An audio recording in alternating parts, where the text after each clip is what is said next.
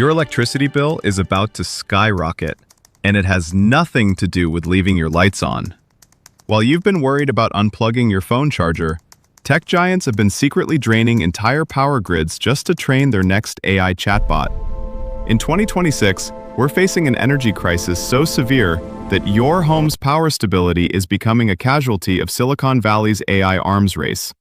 This is the hidden story big tech doesn't want you to know. Let me paint you a picture of what's happening right now in 2026. We're living through what I call the AI power paradox. AGI, artificial general intelligence models, are being adopted at a rate that nobody predicted. And here's the problem. Every breakthrough in AI requires exponentially more computing power. Think about this for a second. The largest data center in the United States now consumes as much electricity as the entire state of Vermont. When you ask ChatGPT a question, that single query uses 10 times more energy than a Google search.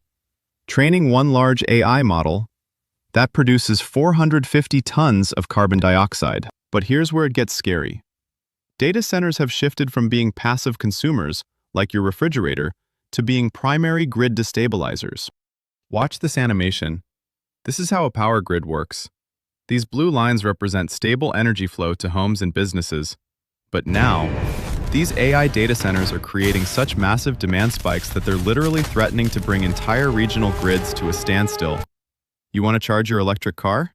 Good luck when the local data center is sucking up enough power to run a small city just to teach an AI how to write poetry. The infrastructure we built over decades? It was not designed for this.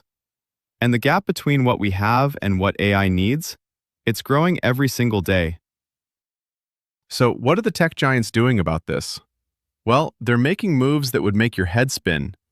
Microsoft didn't just lease a data center last month, they bought an entire nuclear power plant. Yes, that nuclear power plant. 3 Mile Island, home to America's own mini Chernobyl. The 3 Mile Island accident in 1979 was a partial nuclear meltdown of the Unit 2 reactor.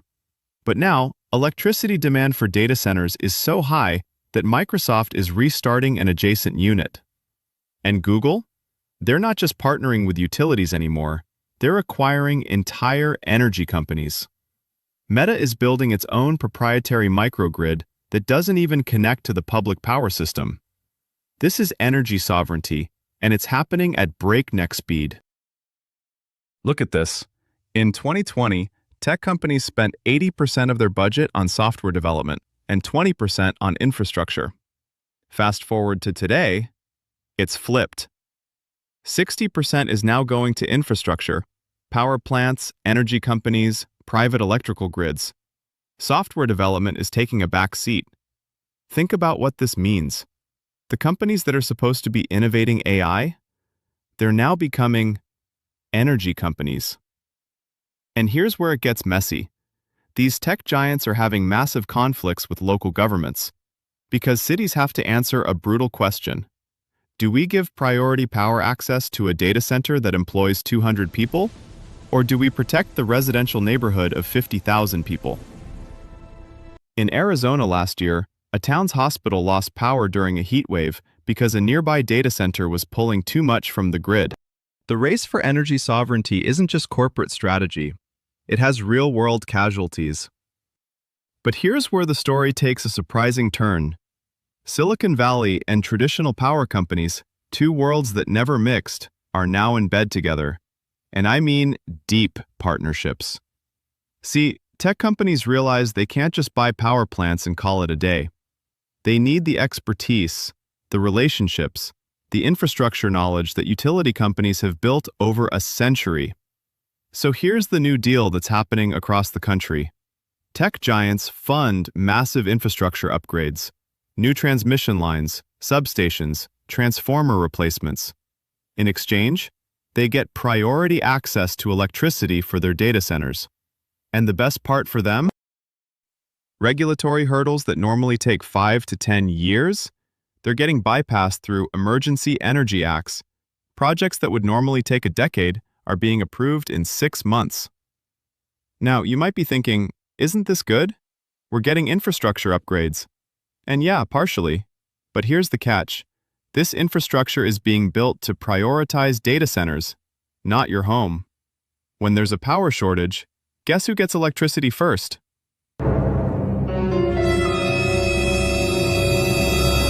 As big tech builds out the grid at the fastest pace since the nuclear renaissance of the 1970s, consumers are slowly being left short. So who wins the AI race? Plot twist, it's not going to be the company with the smartest algorithm or the best chatbot.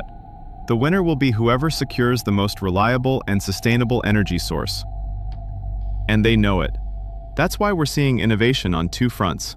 Short-term, energy efficiency. Companies are developing AI chips that use 70% less power.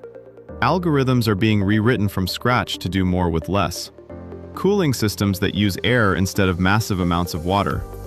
But long-term? This is where it gets fascinating. Tech companies are pioneering technologies that sound like science fiction. Small modular nuclear reactors. Mini nuclear plants that can power a single data center safely. Advanced geothermal. Drilling 10 miles into the Earth's crust to tap into unlimited heat energy. Some are even investing in fusion energy research. Yes, the same fusion that powers the sun. Microsoft just announced a 20-year partnership with a fusion startup. Google's funding 3 different geothermal projects. Amazon's building its own nuclear reactor prototype. This crisis, as scary as it is, might actually accelerate our transition to clean energy faster than any climate policy ever could. Because now it's not about saving the planet, it's about saving their business model.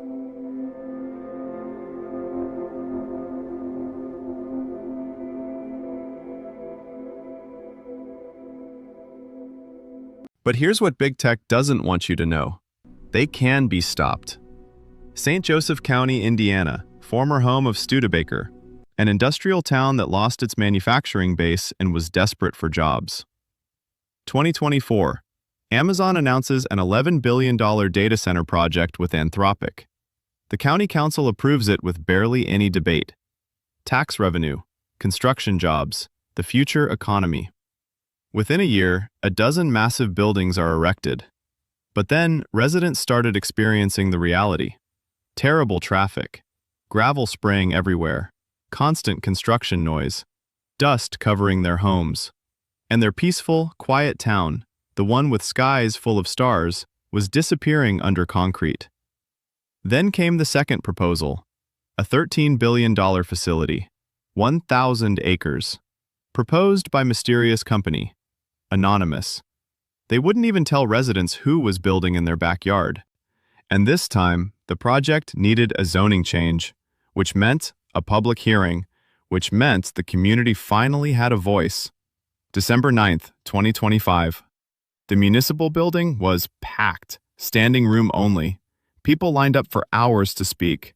Union workers pleading, "These are $200,000 a year jobs. We're feeding our families." But residents pushed back. "Our children deserve more than concrete. This is a false promise of industry." Farmers worried about their wells drying up. Parents talked about losing their quiet roads and starry skies.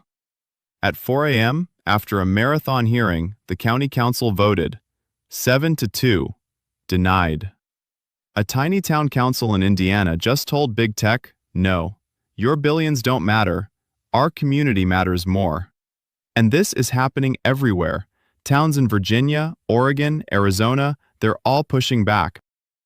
Because they've realized something crucial. Local zoning meetings, those tiny windowless rooms with folding chairs and fluorescent lights, that's where the power still lives. Big tech can buy power plants, they can lobby Congress, but they can't override a local zoning board. Yet. Now, some states are trying to claw back that local power. They're calling these data centers critical infrastructure and trying to fast-track approvals at the state level. But for now, your town hall still matters. So, what does this mean for you? Your electricity bill is going to go up. That's almost certain. But now you know why.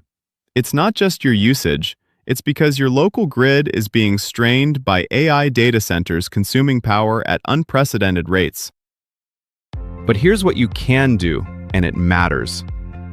1. Show up to your town hall. Seriously, St. Joseph County proved that local voices can beat billion-dollar corporations. When a data center project comes to your area, be there. 2.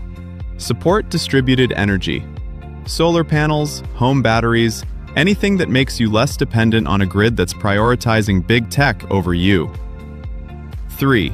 Demand transparency. If a company won't tell you who they are or how much water and power they'll use, that's a red flag. Make your representatives ask the hard questions.